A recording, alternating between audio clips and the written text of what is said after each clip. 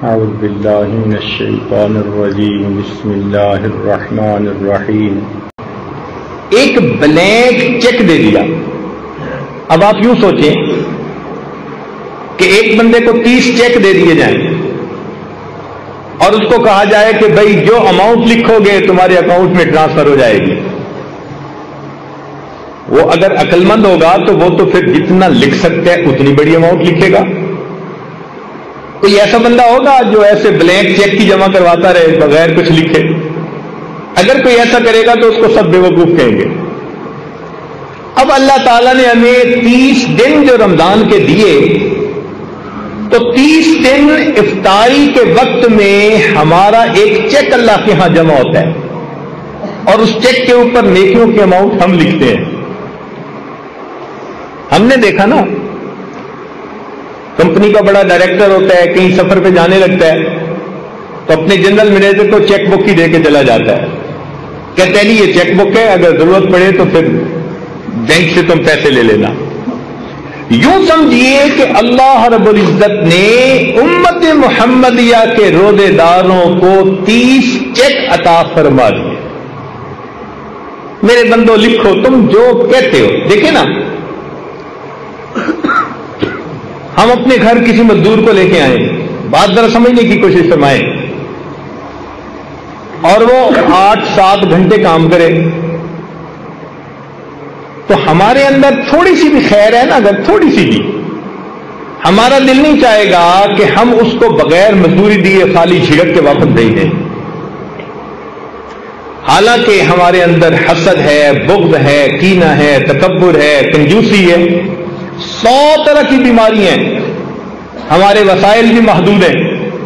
لیکن اگر الیکٹریشین کو لائے اور اس نے کام کیا تو ہم کہیں گے یار اگلے نے 8-7 گھنٹے کام کیا، اس کو دے کے بھیجو۔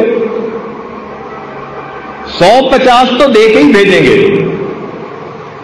اور جو زیادہ امیر لوگ ہوں گے وہ پھر 150 طے نہیں کرتے، وہ کہتے ہیں بھئی تم کام کر دو پھر ہم تمہیں انعام دے دیں گے۔ وہ 150 نہیں دیتے، وہ پھر کام کو دیکھ کے خوش ہو کے وہ 500 دیں گے یا 1000 دیں گے۔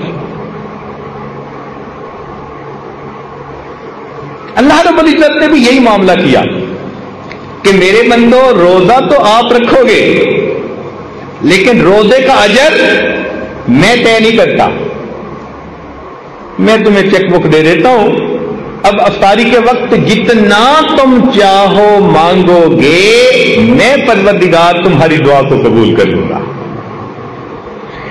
یہ روزہ وہ مزدوری ہے کہ جس کی مزدوری منہ مانگی ملتی ہے بندے کو۔ اس لیے حدیث پاک میں آتا ہے افطاری کے وقت دعا قبول۔ حدیث پاک میں آتا ہے للصائم فرحتان، روزہ دار کے لیے 2 خوشیاں، فرحت عند الافطار، جب روزہ افطار کرتا ہے اس کو اللہ خوشی دیتے ہیں، اتنا دیتے ہیں کہ اس کا دل خوش ہو جاتا ہے۔ اب یہ مانگنا تو ہمارے اپنے اختیار میں ہے، جتنا مانگے۔ اچھا let me put it in an other way, میں اسی بات کو اور انداز سے بات کرتا ہوں۔ اگر کوئی ولی آپ لوگوں کو بتائے بڑا قبولیت دعا کا وقت ہے، مانگو دعا قبول ہوگی، تو آپ کیسے مانگیں گے؟ 1 سیکنڈ بھی ضائع نہیں کریں گے، رو رو کے اپنے سارے مسئلے اللہ کے سامنے بیان کریں گے، مشکلات، پریشانیاں، اور کہیں گے اللہ بس میری یہ زندگی کو سنوار دیجیے۔ اب سوچئے اگر ایک ولی کے بتانے پر آپ اتنے شوق ذوق سے دعائیں مانگتے ہیں تو یہاں تو ولیوں کے سردار، انبیاء کے سردار، ملائکہ کے سردار، اللہ رب العزت کے پیارے محبوب صلی اللہ علیہ وسلم وہ فرما رہے ہیں کہ روزہ دار آدمی افطار کے وقت جو دعا مانگتا ہے اللہ تعالیٰ اس کی دعا کو قبول فرماتے ہیں۔ اور ہمیں کیا چاہیے؟ یوں سمجھ لیں کہ اللہ تعالیٰ نے ہمیں پھر ایک موقع اور عطا فرما دیا۔ جیسے بندے سے غلطی ہو جائے نا جی، وہ کہتے ہیں جی بس ایک چانس اور دے دیں، بس یوں سمجھ لیں کہ اللہ تعالیٰ نے ہم پر رحمت فرمائی، ہمیں اپنی زندگی میں اپنی گناہوں کو بخشوانے کا ایک چانس اور عطا فرمائی۔ اب دیکھیے، شیطان کو قید کر دیا، چیونٹیاں، پرندے، مچھلیاں سب کو بندے کی دعاؤں پہ لگا دیا، بندے کو بتا دیا تم جو مانگو گے تمہاری دعا قبول کر لیں گے۔ اس سے کیا پتا چلتا ہے کہ اللہ تعالیٰ کا ارادہ خیر کا ہے، وہ بخشنے کے بہانے بنا رہے ہیں۔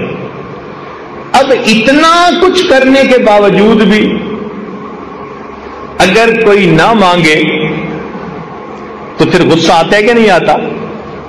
کیوں جی؟ جب اتنا کسی کو موقع دیا جائے اور وہ پھر بھی غفلت کا اظہار کرے تو پھر غصہ بھی بڑا آتا ہے۔ اب ذرا میری ایک بات کو توجہ سے سننا، میں بات مکمل کرنے لگا ہوں۔ ماں کے اندر اللہ نے شفقت رکھی ہوتی ہے، محبت رکھی ہوتی ہے۔ بچے بدتمیزی کر لیں، بے ادبی کر لیں، ماں کا دل دکھا دیں، ماں پریشان ہو جائے گی، رو لے گی، بد دعا نہیں دے گی۔ بیٹے کو بد دعا کبھی نہیں دے گی۔ کیوں؟ اس محبت کی وجہ سے، اس محبت کی وجہ سے جو ماں کے دل میں ہے۔ اس کا دل ہی نہیں چاہتا کہ وہ بد دعا دے، اور اگر کوئی اس کے سامنے اس کے بچے کو بد دعا دے تو ماں سن کے برداشت نہیں کرے گی، خود ناراض ہے، خود خفا ہے، مگر بچے کی بد دعا برداشت نہیں کر سکے گی، کہے گی آپ نے میرے بیٹے کو بد دعا دی ہی کیوں؟ کیا ایسے ہی دستور ہے نا؟ اگر ایسا دستور ہے تو ذرا توجہ سے سنیے، حدیث پاک میں آتا ہے کہ نبی علیہ الصلوۃ والسلام ممبر سے نیچے تشریف لا رہے تھے، آپ نے آمین کہی۔ میں پوری حدیث پاک کا تھوڑا سا حصہ جو مضمون سے متعلق ہے وہ عرض کر رہا ہوں۔ صحابہ کرام نے پوچھا، اے اللہ کے نبی آج آپ نے یہ کیا فرمایا؟ تو فرمایا جب میں نے قدم رکھا تو جبرائیل امین میرے پاس آئے اور انہوں نے بد دعا دی، باعودہ، برباد ہو جائے وہ شخص جس نے رمضان کا مہینہ پایا اور اپنی بخشش نہ کروائی۔ اب یہ بد دعا کس نے دی؟ جبریل علیہ السلام نے۔ اور یہ بھی ذہن میں رکھیں کہ فرشتے کوئی کام خود نہیں کرتے۔ قرآن مجید میں ہے لا یعصون اللہ ما امرہم ویفعلون ما یؤمرون، کوئی کام خود نہیں کرتے، وہی کرتے ہیں جو پروردگار کا حکم ہوتا ہے۔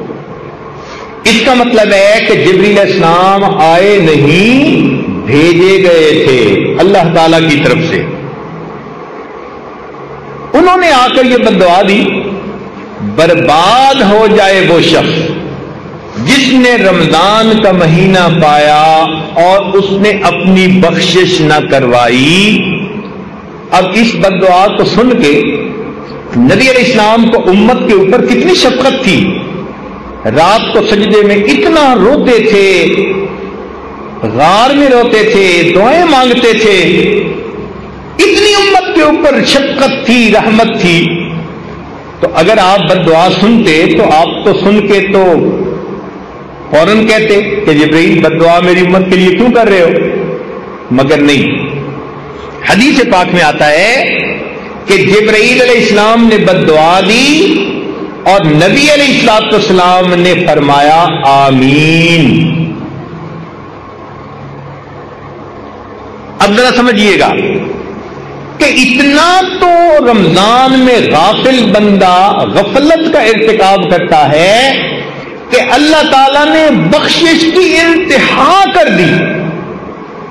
میرے بندے، میں شیطانوں کو بدوا رہا ہوں، میں تمہارے لیے پرندوں کو، مچھلیوں کو دعاؤں پہ لگا رہا ہوں، اور میں تمہیں اختیار دے رہا ہوں، جو روزہ رکھ کے مانگو گے میں تمہیں دوں گا۔ پھر بھی اگر تم میری طرف متوجہ نہیں ہوتے تو اس کا مطلب ہے تم بدبخت ہو پرلے درجے کے، پھر تمہاری بدبختی میں کوئی شک نہیں۔ اب جبرائیل علیہ السلام نے آ کے کہہ دیا برباد ہو جائے وہ شخص جس نے رمضان کا مہینہ پایا اور اپنی مغفرت نہ کروائی، اور اللہ کے محبوب صلی اللہ علیہ وسلم نے آمین کہہ کر اس پر سٹیمپ کر دی، مہر لگا دی۔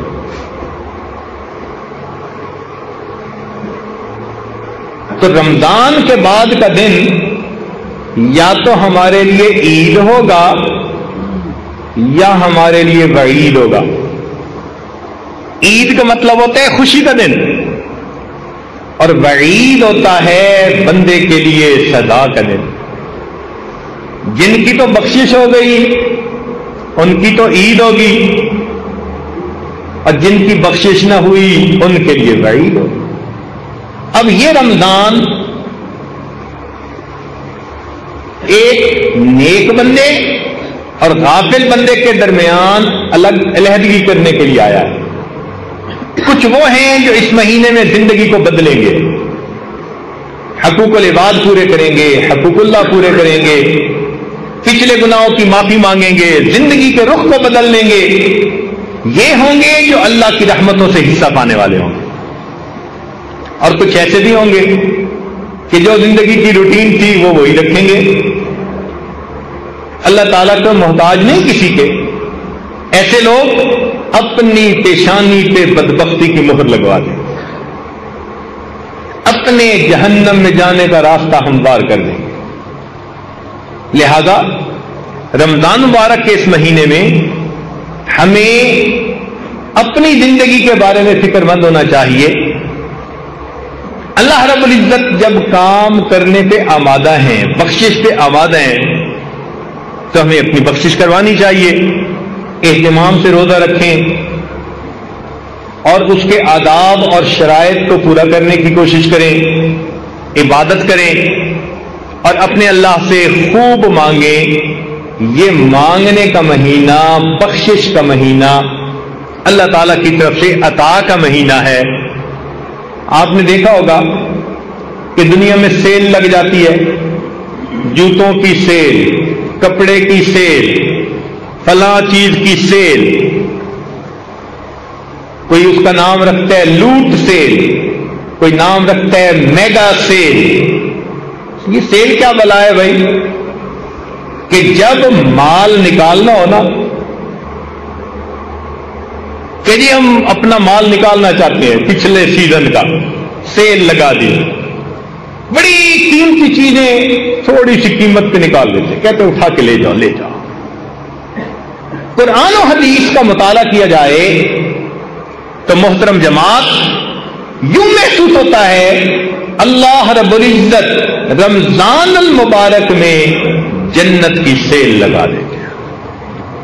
میرے بندو، تم میں سے جو چاہتا ہے جہنم سے بچنا اور جنت میں الاٹمنٹ کروانا، اس کے لیے کام آسان کر آؤ ہمارے در سے پاتے جاؤ، پاتے۔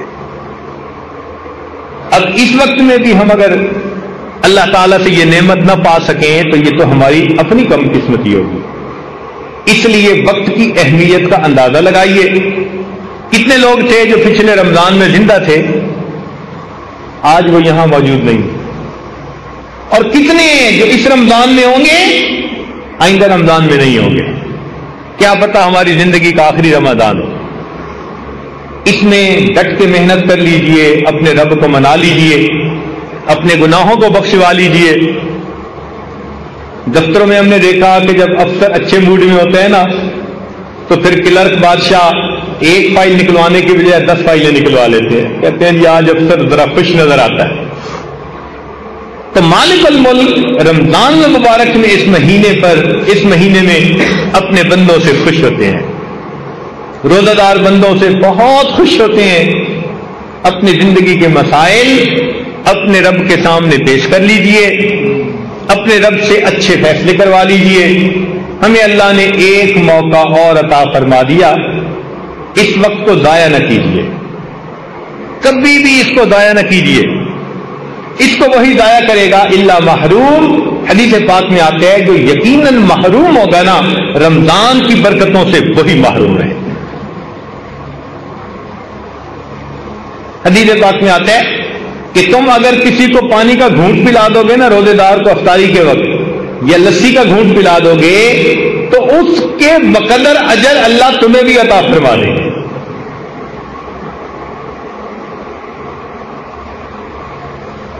کتنی اللہ رب العزت کی رحمت اور بخشش ہے. یہ دھلنے کا مہینہ ایک ایک لمحے میں وہ برکتیں اللہ تعالی کی طرف سے اترتی ہیں. اگر کوئی دل کو قبول کرنے والا بنائے تو ایک ایک لمحے میں وہ اللہ کا ولی بن سکتا ہے. رمضان کا ایک لمحہ بندے کو ولی بنا دینے کے لیے کافی ہے. اللہ کی طرف رجوع کر لیجئے. کئی دفعہ ہم نے لاک لگائے ہوتے ہیں نا دروازے کو. ہم نے ایک ملک میں دیکھا, افریقہ کا ملک تھا, وہاں مکان کے 3 4 تالے لگے ہوتے تھے. ایک تالا پھر دوسرا پھر تیسرا. تو ان سے پوچھا, وہ کہنے لگے جی کہ ہمارے ہاں یہ جو کالے لوگ ہیں یہ بہت ہی منمرضی کرنے والے لوگ ہیں, تو کئی مرتبہ یہ گھر میں گھس آتے ہیں چوری ڈاکے کے لیے. تو پھر ہم نے کئی تالے لگائے ہوتے ہیں. مجھے بھی ایسے ہی لگتا ہے کہ ہم نے بھی اللہ تعالیٰ کی جو رحمت کا دروازہ ہے نا اس کو گناہوں کے تالے لگائے, یہ کھل نہ سکے. جھوٹ کا تالا لگا ہوا ہے, لوگوں کے دل دکھانے کا تالا لگا ہوا ہے, بد کرداری کا تالا لگا ہوا ہے. حدیث پاک میں آتا ہے کہ چند بندوں کی اللہ تعالی لیلۃ القدر میں بھی مغفرت نہیں کرتے. لیلۃ القدر میں بھی ان کی مغفرت نہیں ہوتی. ان میں سے فرمایا ایک جو دل میں دوسروں کے خلاف بغض رکھنے والا ہو, کینہ رکھنے والا. اب اگر آپ سوچیں آج سینے کینے سے بھرے پڑے, بھائی کے بارے میں کینہ کیا مطلب؟ پنجابی میں کہتے ہیں وٹ رکھنا. بہن کے بارے میں کینہ, بیوی کے بارے میں کینہ, ماں باپ کا کینہ, ہمسائے کا کینہ. کتنے لوگ ہیں جن کا کینہ ہمارے سینے میں موجود ہے. کیسے مغفرت ہوگی ہماری؟ اسی طرح شرابی, حدیث پاک میں آتا ہے کہ جس نے شراب سے توبہ نہ کی ہو لیلۃ القدر میں بھی اس بندے کی مغفرت نہیں کی جاتی. اسی طرح زانی جو زنا کا عادی ہو اور اس نے توبہ بھی نہ کی ہو اللہ تعالیٰ لیلۃ القدر میں بھی اس کی مغفرت نہیں فرماتے. تو ہم ان کبیرہ گناہوں کے جو تالے لگائے ہوئے ہیں نا ان کو کھولیں تاکہ اللہ تعالیٰ کی رحمت آئے اور ہمارے دلوں کو دھو جائے. رب کریم ہمارے روزوں کو قبول فرمائے اور ہماری بخشش فرما کر رب کریم ہم پر احسان فرمائے. وآخر دعوانا ان الحمد للہ رب العالمین.